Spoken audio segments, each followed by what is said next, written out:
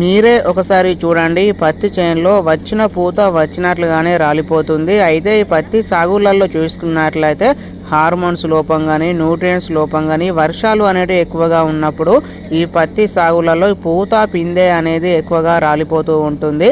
అయితే మన ఈ పత్తి సాగులలో అధిక పూత కాత రావాలంటే ఖచ్చితంగా మనం వచ్చేసి నానో గోల్డ్ మరియు అలాగే ఈ కప్ప, ఈ రెండింటిని కనుక మనము స్ప్రే చేసుకున్నట్లయితే మంచి పూత కాత వస్తుంది. అలాగే వచ్చిన పూత కూడా రాలిపోకుండా ప్రతి పూత కూడా కాయగా మారడానికి ఇవి ఉపయోగపడతాయి.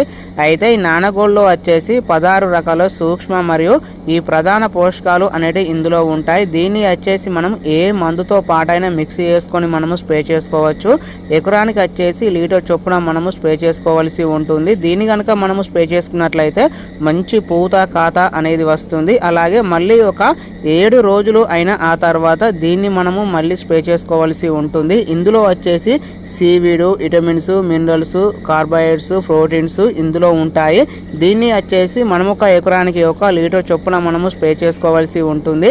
దీన్ని మనము స్ప్రే చేసుకోవడం ద్వారా వచ్చిన ప్రతి పూత కూడా కాయగా మారటానికి ఇది ఎక్కువగా ఉపయోగపడుతుంది. సో ఫ్రెండ్స్, మనము ఈ రెండింటిని కనుక ఈ పత్తి సాగులో స్ప్రే చేసుకున్నట్లయితే అధిక పూత కాత వస్తుంది. అలాగే వచ్చిన ప్రతి పూత కూడా కాయగా మారటానికి ఇవి ఉపయోగపడతాయి.